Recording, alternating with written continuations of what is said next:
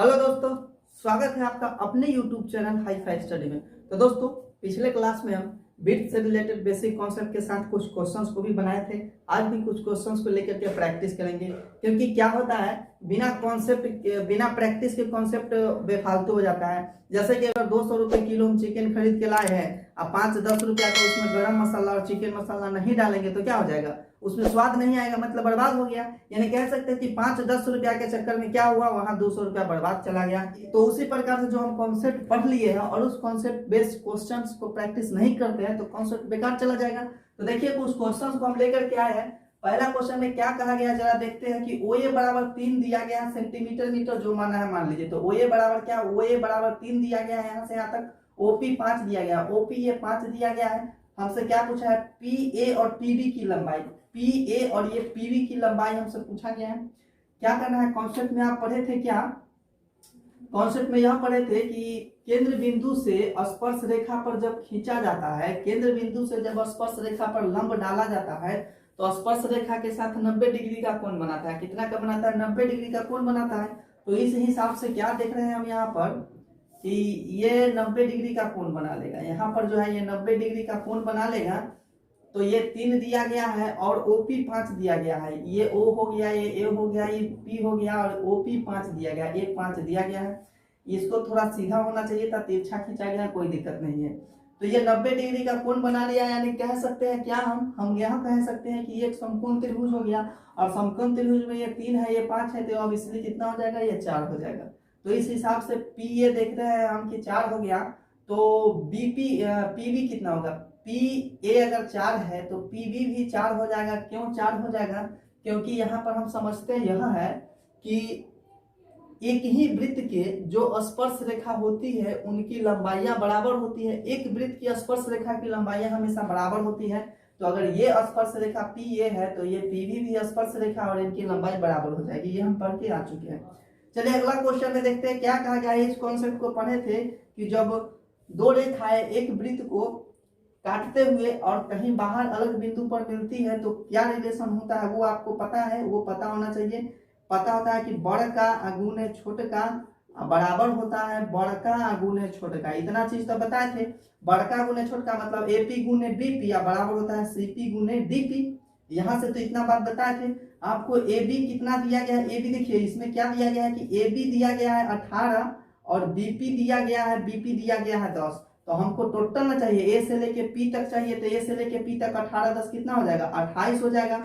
और गुना के क्या हो जाएगा, BP देखिए BP दिया गया है 10 और बराबर CP कितना दिया गया है, CP 14 दिया गया है। C या P पूरा 14 दिया गया। हमसे DP पूछा है यानी X पूछ लिया। 14 से ही 2 बार में कट जाएगा, यानी इधर कितना हो जाएगा, इधर हो जाएगा 20 और बराबर X हो जाएगा। तो कह सकते हैं क्या, यानी DP हम कह सकते हैं कि 20 आ गया। सेंटीमीटर मीटर जो माना है मान सकते हैं आप। तो इस तरह से अगर कॉन्सेप्ट याद रखते हैं क्वेश्चन बन जाएगा। आगे चलते हैं। आगे देखिए, एक वृत्त के अंदर एक और वृत्त आ गया है। तो इस तरह के वृत्त को हम बोलते हैं संकेंद्री वृत्त। क्या होता है अभी थोड़ी देर में बताते हैं। संकेंद्री वृत्त बोलते हैं, कॉन्सेंट्रिक सर्किल, इंग्लिश में कहे तो कॉन्सेंट्रिक सर्किल। आप लिख सकते हैं कॉन्सेंट्रिक सर्किल। बता देते हैं क्या होता है। दो ऐसे वृत्त जिनकी केंद्र बिंदु एक ही हो, दो ऐसे वृत्त जिसका केंद्र बिंदु एक हो उसको संकेंद्री वृत्त बोलते हैं। जैसे ये देखिए, इसका केंद्र बिंदु O है, ई वृत्त का भी छोटका का भी केंद्र बिंदु O है और बड़का का भी केंद्र बिंदु O है। तो ऐसे हम वृत्त को कॉन्सेंट्रिक यानी संकेंद्री वृत्त बोलते हैं। संकेंद्री मतलब एक ही केंद्र हो दोनों वृत्त का। ठीक है, चलिए तो इसमें क्या दिया गया है अब समझते हैं कि OP 6 सेंटीमीटर, OP दिया गया 6 सेंटीमीटर और AB दिया गया 16 सेंटीमीटर। त्रिज्या, क्यों बड़े वृत्त की त्रिज्या लिखना जरूरी है वो समझिए। छोटा वृत्त के कहता तो OP कितना दिया गया था, यहाँ पर OP 6 तो छोटका के तो 6 हो जाएगा। लेकिन हमसे बड़का वृत्त का पूछा गया तो बड़का वृत्त का त्रिज्या ऐसे मान लेते हैं। OA बड़का वृत्त की त्रिज्या है, मतलब समझते हैं कि OA हो जाएगा बड़का वृत्त की त्रिज्या। ये भी कह सकते हैं 6 से O से लेके नीचे तक भी आएंगे तो बड़का वृत्त की त्रिज्या ही होगा। ऐसे भी खींच देंगे तो बड़का वृत्त की त्रिज्या ही होगा। ऐसे खींचेंगे, कहीं से भी खींच देंगे त्रिज्या ही होगा, क्योंकि एक वृत्त की त्रिज्या समान होती है। कहीं से भी खींच देंगे वृत्त की त्रिज्या समान होती है, लंबाई समान होता है उसका। तो हम इसलिए इसको ऐसे खींचे हैं क्योंकि ये एक त्रिभुज बन जाता है। ऐसे अगर कहें कि इस तरह से देख सकते हैं आप, इस तरह से यहाँ पर हम लिख देते हैं P, यहाँ पर O लिख देते हैं, यहाँ पर A लिख देते हैं। तो अगर ये 6 दिया गया है और क्या दिया गया है सो देखते हैं। हाँ, ए बी पूरा दिया गया है 16, पूरा दिया गया है 16। तो देखिए एक और कॉन्सेप्ट पढ़ाए थे कि वृत्त के केंद्र से जीवा पर जब लंब डाला जाता है ना, वृत्त के केंद्र से जीवा पर जब लंब डाला जाता है तो वो जो है लंब जो है जीवा को 2 बराबर भाग में बांट देता है। तो पूरा 16 है, पूरा 16 है तो ई 8 हो जाएगा, ई 8 हो जाएगा। तो हम इधर का एगो पार्ट ले लेंगे तो ये 8 हो जाएगा, ई 6 है, ई 8 है तो ई 10 ना हो जाएगा। ये समकोण त्रिभुज बना लेता है, क्योंकि समकोण ट्रिपलेट्स अगर आपको याद है तो निकाल सकते हैं। कर्ण बराबर क्या होता है 8 के स्क्वायर प्लस 6 के स्क्वायर अंडर रूट में, यानी 8 8 64 हो जाएगा, 6 1 36 अंडर रूट में, और इसको कह सकते हैं 100 हो जाएगा अंडर रूट में, यानी इसको निकल कर कितना आ जाएगा 10 आ जाएगा, कह सकते हैं। अब चलते चौथा क्वेश्चन की तरफ। ये क्या कहा गया है AL 4 दिया गया है, AL ये AL है, ये 4 दिया गया है, OL 3 दिया गया, OL ये 3 दिया गया है, OM भी 3 दिया गया, OM भी 3 दिया गया। यहाँ से ऊपर नीचे की बात करता है। PQ कितना है वो बताइए, यहाँ से यहाँ तक कितना है वो बताना है। तो ये कैसे निकाल सकते हैं, चलिए निकाल सकते हैं। एक कॉन्सेप्ट यहाँ लिख लीजिएगा कि केंद्र बिंदु से समान दूरी पर खींचा गया, केंद्र बिंदु से समान दूरी पर खींचे गए जीवा की लंबाई जो होती है, जीवा की लंबाई समान होती है। इस बात को आप नोट डाउन कर लीजिएगा, समान होती है। देखिए क्या कहा गया, ये केंद्र बिंदु है, केंद्र बिंदु से समान दूरी पर ये जीवा खींचा गया, इधर भी 3 सेंटीमीटर की दूरी पर, इधर भी 3 सेंटीमीटर की दूरी पर।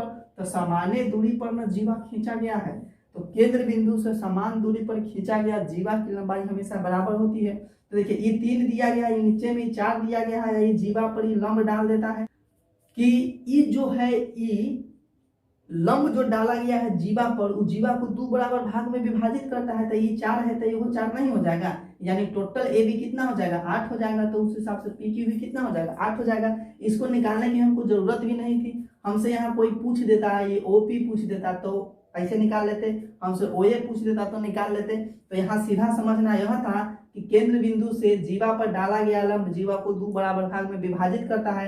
तो ये 4 है तो ये 4 हो जाएगा, ए बी टोटल 8 हो जाएगा, एगो ए बी भी जीवा है और पी क्यू भी जीवा है। तो यहाँ क्या लिखा गया, जीवा की लंबाई समान होती है, केंद्र बिंदु से समान दूरी पर खींचा गया जीवा की लंबाई बराबर होती है। तो यहाँ से यहाँ तक 3 था तो यहाँ से यहाँ तक 3 हो जाएगा। इस चीज को नोट डाउन कर लीजिएगा। इस तरह के क्वेश्चंस एक क्वेश्चन अक्सर एग्जाम में बन जाते हैं, इसलिए इसको जानना बेहद जरूरी है। आप देख सकते हैं कि किस तरह से क्वेश्चंस स्पर्श रेखा से रिलेटेड और जीवा और ये लंब डाला गया से रिलेटेड क्वेश्चन पूछे जाते हैं। तो कैसा लगा आज का सेशन कमेंट सेक्शन में जरूर बताइएगा।